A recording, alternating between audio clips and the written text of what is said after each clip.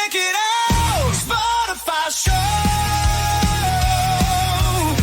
Every Tuesday and Thursday, well, what do you know? Oh, it's the Spotify Show.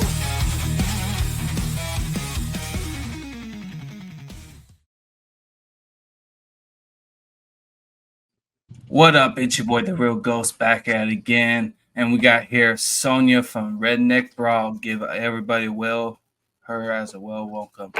Wow. Hello. I'll say.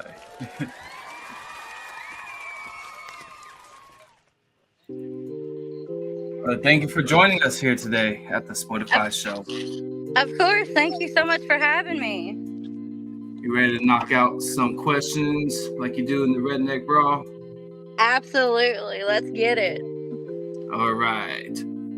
What drew you to boxing? What did you know it was more than just a hobby? Or is it a hobby still? Well, to me, I'm starting to take it more as just a hobby. I've always had a love for sports. I've always had a love for fighting. You know, I grew up in a really small town in Kentucky. Everybody knew everybody. You know, I was raised around all boys and stuff. So you had to basically learn how to fight. So, you know, all through high school, I loved fighting. You know, I was never the bully. I got bullied, and I was like, you know what, I'm gonna push back. So I started fighting, and then one of my friends, they showed me Redneck Brawl, and they was like, you should really do this. No, I can't get in front of that many people, you know. And I went to a Redneck Rave bar takeover, and I was talking to some of my sponsors before they became sponsors. And they're like, oh my God, that's so great, you know. And I was talking to Colt about it, and he gave me boxing lessons in the middle of a bar at the bar takeover, you know, and it was just really cool. And I was like, you know what? If people like that can take time out of their day to, you know, really talk with you and hear all the great experiences, I was like, I'm going to try it. You know, so I did my call out video, super nervous. I was like, oh God, what am I going to say? What am I going to do? It just, that first time, you know, unfortunately I didn't get to fight. My opponent didn't make weight. So the second time when I got there, it didn't feel real, like at all. It did not feel real. Not going to lie. I was like, you know, something's going to happen. I'm not going to get to fight. You know, you get there and then just your adrenaline starts pumping and you're just like, oh my God, this is real. And so, you know, when I first stepped into that ring, you really can't see anybody. It's just you and your opponent is what you focus on. Like you can hear people. And then I was just like, I love this.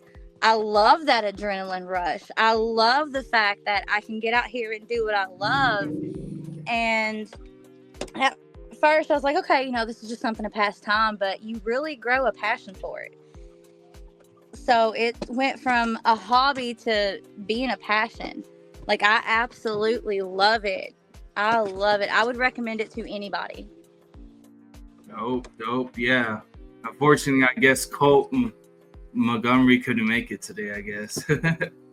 He's one of your sponsors. I'm guessing. I know he's been doing a lot of stuff with family and taking time for his podcast. I'm so proud of Colt. Like, he is doing amazing things, like dropping his new song Lost Souls, and then Bounty Hunter with him and Lil White. Like, he is doing wonderful things, and I am proud to have him and his wife as a sponsor. Like, you could not meet anybody else that's so down to earth and like actually takes the time to talk with you and show you support.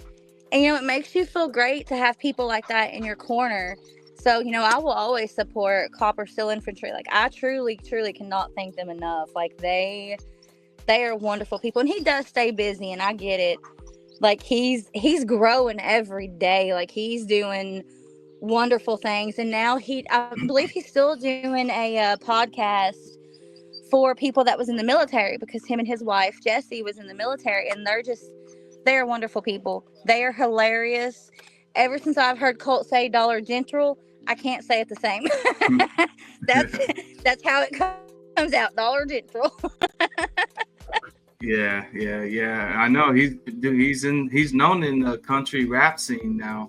It's crazy. My He- co-host heard of him, and he wants to do a future. He's talking about how much. I'm like, you can ask him for yourself. You make it to the show. Absolutely. Like Colt, he's going places. He is doing phenomenal. And he just has that voice. Like, it's like you can hear people sing and like you can relate to it, but Colt just has a voice. Like you can feel he puts his whole entire heart and soul into it. And you're just like, okay, I can relate to this. I can do this. Like he's a wonderful person. Yeah, it's like sounds like almost like New Breed. Oh, absolutely. Same. Absolutely. Yeah. Just They hopefully are you can awesome too. Yeah. Maybe you can get us an interview 1-on-1 with him. Maybe. Oh, I'm sure. I'm what's sure they would love to. Like they're really down to earth people. They are awesome. Sorry, you hear my dog in the background. He likes attention. You're good. We got all the rawness from the SPORTIFY show. Anyways, can you walk us through your typical day of training, like leads up to the actual fight? So my husband, he's been helping me a lot. Very thankful for him. He used to wrestle in high school, and he knows all of that, and he's been teaching me all the ropes. Like he shows me my stances, because my stance was totally off. Like it I was just like, wait, when you're in a street fight, you don't think about it. Like you don't think about how you're going to stand or anything. You just go. Like it's just a spur of the moment. You run and go. So, with boxing, it's a lot of technique. If you don't get that technique down, your opponent's going to get you. Like you have to focus, and it's one of those mind tricks too. Like your mind is just telling you like, go, just start swinging, and you can't do that. Like, me and my opponent, we both, I guess our nerves got us the first, like being out in front of thousands of people. But like, if you don't do that, especially in training, like I'll get nervous sometimes in training. I'm like, wait, I'm thinking about this too much, because it's easy to do. If you think too hard about it, you're not going to be able to do what you were taught. So we'll trade licks, and he's no slouch, and neither am I. It's weird, but like, he'll help me with my stances. He'll help me with my punches, my blocks. And, your blocks is one of the biggest things when you're boxing, because if your opponent gets you in that right spot, you're done for. Like, you're out. Especially, like, your ears, your temple. So he just kind of, helps me with how to block and dodge the hits. And training is a lot. Like, you wouldn't think the training would be as much as the actual event, but it's not harder. Like, you have to make sure you get that training and you push yourself, and it's every single day you keep pushing yourself and pushing yourself. There's days you don't even feel like training, but you have to continue to push yourself, or you want to give up in the training. Because I've wanted to. I'm like, man, I can't do this. This is rough. Like, oh yeah, because a lot of it's fighters worth it in the end. Yeah, because a lot of people in Redneck Brawl fight unorthodox. Like, they be swinging everywhere, and it's just, they throw them big old haymakers, and you can see it. Like, they do it with their whole body. You just see it turn, and they just start swinging wide. And they're doing the Chuck Liddell. Like, you have to learn how to block that, because it's real. I didn't think it would be that hard, but when my opponent kept doing the wide haymakers, it's really hard to block those and dodge those, because you're just like, okay, you're swinging wide. Like, do I move? Like, do I duck? What do I do? So it's really like a focus. Like, boxing is really a mind game, if you think about it. Yeah, it's just crazy that I call that Chuck Liddell, because he did that overhand swing, and that's how they knocked some of his opponents out. You know who Chuck Liddell is? Yeah. Yeah, like you can watch a lot. Yeah. Even the men do it, though. Like, some of the men, they'll do it too. So it's not just like the women that does the haymakers. It's just like, man, is your arms not tired from doing that? Are you not sore? Like, Are you okay? And half of them don't even hurt when they do that because all their force is coming started from the back, and then when they do that all the way through, it's not enough strength. Yeah, and if they don't have the footwork with it, because, you know, my husband has taught me this too. Like, when you follow through, you have to follow through with your footwork too, so you get that power. A lot of them don't. Yep. They just haymakers, just swinging and just don't follow through with it. That's a lot of what was with my opponent too. Yeah. What been the most challenging fight of your career so far, and why? The most challenging, I've only done, you know, the one actual fight. The most challenging was probably when I fought Tater this last time I fought. I'm not gonna lie, she gave me a run for my money. She really did. She truly did. That was probably just because when you're the one that's training and your opponent hasn't really trained, it's really tough to like judge what you're gonna do and how, you know, you're gonna protect yourself from that, because you have to take in consideration everything of, okay, am I gonna get hurt? You know, am I gonna do this right? Am I gonna hurt that opponent? You know, that's probably the toughest thing I had to go through, is just remembering, like, you know, this is a boxing match. It's real.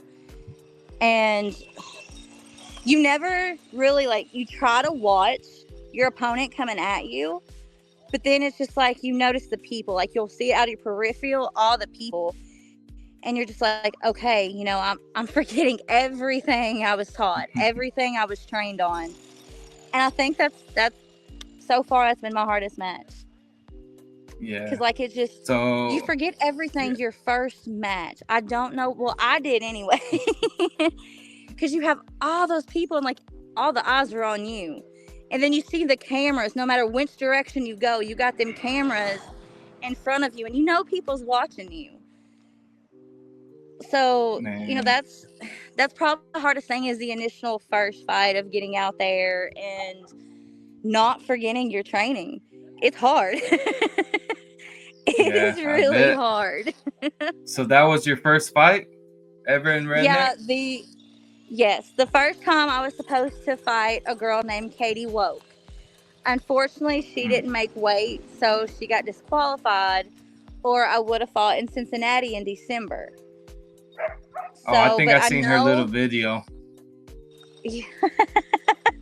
Yeah, it was interesting. At the weigh-ins, me and her got into it.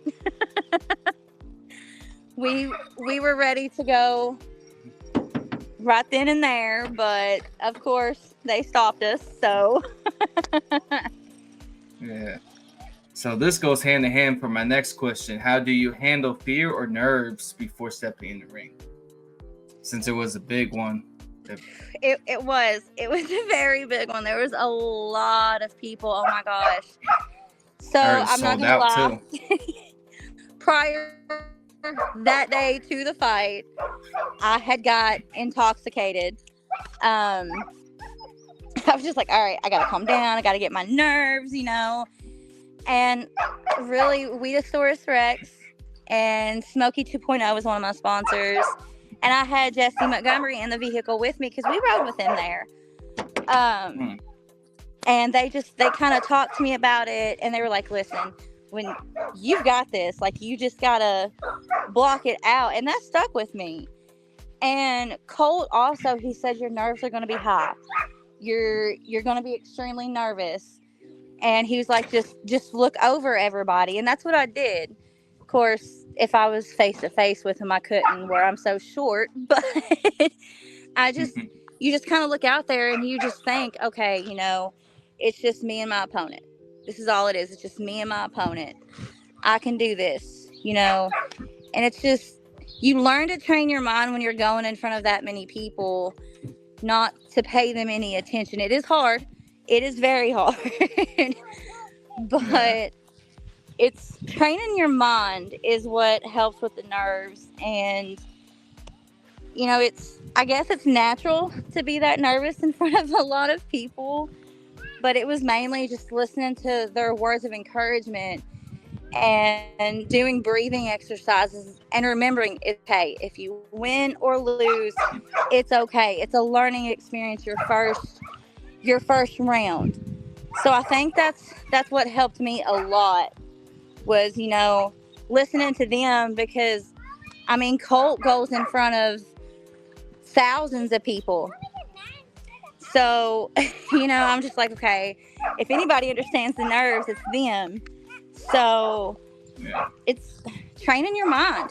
Really, just training your mind is how to help with the nerves. Yeah. You still overcame your fear by taking initiative and stepped up on that ring still. So that's the first I step did. regardless. When they called my name, um, it was just like, oh my gosh, they're actually yelling at me, like they're calling my name, they're hollering for me, like this is it, this is real. Yeah. So And a lot of people just chicken out like that. yeah, a lot of people don't do it. I almost did, and I was just like, man, do I really want to go in front of this many people? Can I do it? Am I okay to do it? And am I gonna fail? Am I gonna fall? Like, so it's just, it was a lot. Like you're standing there and you're behind these big poles, and you see all the people on the sides and then in the stands, and you're just like, Yeah. this is real. Am I really doing this? Am I really going in front of this many people? So it doesn't really set in until you're there. Yeah. It'll get easier in time. Like the weigh-ins, you're just kind of like, okay, this is the weigh-ins. We're gonna meet our opponents and everything. But as soon as you get to that arena, you're just like, I'm here. I'm doing this. Like, am I for real? Should I leave now? Should I go? Like, what do I do? Your mind is just 1,000 different places. Yeah. Yeah. That goes to my next question. Have you ever had a moment where you considered quitting? What kept you going? I did. The first, like I said, the first match, I didn't get to do it. And I was just like, maybe this is a sign I don't need to do it.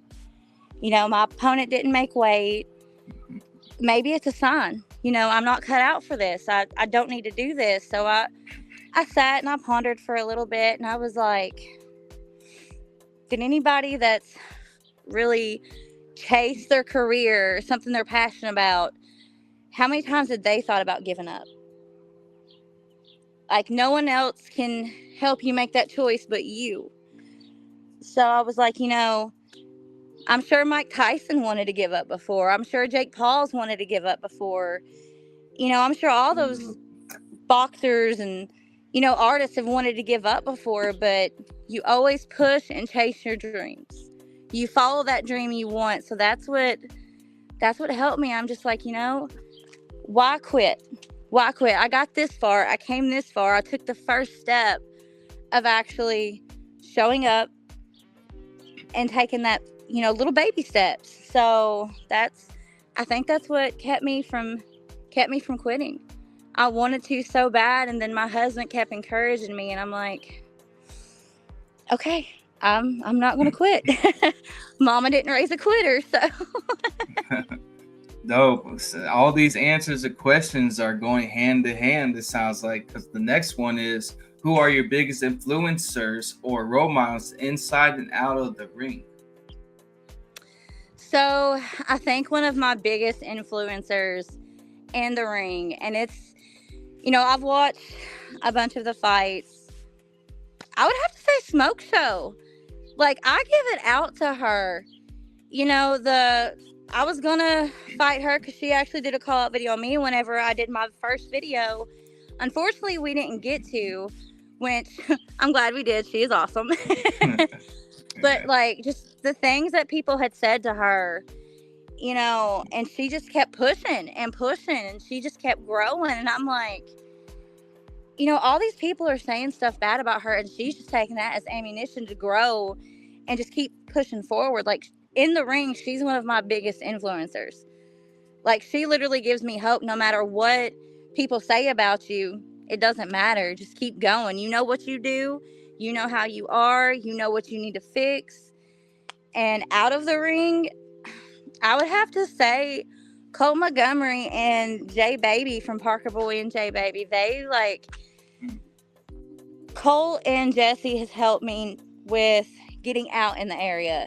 Same with my husband. Like, they give me that encouragement that no matter who you are, no matter what type of background you came from, you can always grow, you can always mature, you can always make something of yourself. You know, and J Baby, she kind of has a little bit of a background like I do, and she does wonders. Like, she gets out. She's an amazing artist. Like, people like that is what, you know, I really look up to, and they help you a lot. Like, it is awesome. Like, they are probably my biggest inspirations. Dope. Yeah, we had Conspiracy Smoke Show on here a couple times. She's an amazing person all around. She is. Yeah. She is wonderful. And we hung out with her at the hotel in Tennessee, you know, and had some big ass pillow fights in the hallway. Thought we were going to get kicked out. I seen that video that this guy who was in his underwear too. That was hilarious, that video. So the night before, it was the night of the weigh-ins, Friday night, I went back up to the room because it was kind of chilly outside. We were all outside smoking and hanging out. So I go up to go put some smoke on. It was chilly as hell. I hear somebody yell, "Hey!" I'm like, who just yelled, "Hey"? I'm in the hotel hallway at 1 o'clock in the morning by myself. This is creepy. And this guy just walks up to me. He goes, "Pillow fight?" All I could get out of my mouth was pillow fight. He throws it at me, and I look at the pillow, and I look at him, and he's coming at me. I was like, oh, okay. So we just start going ham on each other. And the next day, odd the day hour of the and night fight, too. the next day, the day of the fight, like, we all were getting ready and stuff, and here he comes up through there. He's in his tighty whities. He's got people with him with pillows. Man, Taylor cold cocks him with that pillow, and we're all just going ham on him. He had bruises all up and down his legs, his arms, carpet burn. We really thought we was gonna get kicked out of the hotel. Yeah, it was crazy. It made a lot of views too. That's the funny part. Yes, yeah, it was great. It was great. Okay, one last question. What's next for you in any upcoming fights, goals, or plans post-boxing? Yeah, so they just released there's going to be another brawl in August. We don't have a date or location yet, so I'm going to wait, and I'm going to re-challenge my opponent, Tater. She's not going to have the same Sonya she had last time, so she better come ready. Are you going to train for that? Yes, I have been training since the last fight. Like, and I don't take no breaks. It's every single day. I am training. I'm like, boom, boom, boom. My husband's like, well, let's take a break. I said, no. Does the professionals take a break? No, they're already ready for that next opponent. I was like, nope, I ain't taking a break. We doing this. It's like the saying, if you gotta stay ready, so when the time comes, you're already ready and not struggle to get ready. Absolutely. Yeah, that's crazy. Yeah, I'd seen that post today. I'm like, I keep telling them to come to Las Vegas because it's a brighter audience. It's a brighter audience, not just Southern. It's mixed culture. You'll get more fans as a marketing perspective. But nobody listens. They're not listening. Hopefully they do, like, because they've been having it in West Virginia. It's mostly southern yeah, states. Tennessee, Ohio, and then I think they've had it in a couple of other places too. But yeah, the farthest they went is let's Oklahoma. Go further out. Let's go to like Florida or Las Vegas, or let's go somewhere new. Yeah, I think the farthest they went is Oklahoma, but that was OKC. Like, they should have Yeah, did in Tulsa at the BOK Center. Probably got a brighter audience there. right. Yeah, they definitely need to extend. I think they've been to Oklahoma and Texas too. I want to say, I'm not 100% sure. Yeah, but tell everybody where they can find you at. You can find me on YouTube or Facebook for Sonya. I've got a profile on there. It's just called Sonya. And I also have a TikTok as well. Dope. What's your TikTok handle? It is, oh my goodness, Queen Fuzzy is the name of my TikTok handle. Come on. That's nice. Anyways, make sure to check her out and check us out on the Sportify Show on Facebook. Subscribe to our YouTube channel and check our membership to Sportify Army. You get exclusive emojis live. Yep. And you get a special emojis, our membership videos and whatnot. And then you might see me in the ring soon with Street Beef. I'm starting training this Sunday. Let's go. So hey, if you want Street Beef, let me know. Hopefully I get picked. I already signed up for the one for June 28th and August 28th. Awesome. I say you'll get it. You better let me know. I'll be watching. I got you. But anyways, thank you for having us. And you tell the audience, you know what time it is. It's Sportify time. You heard.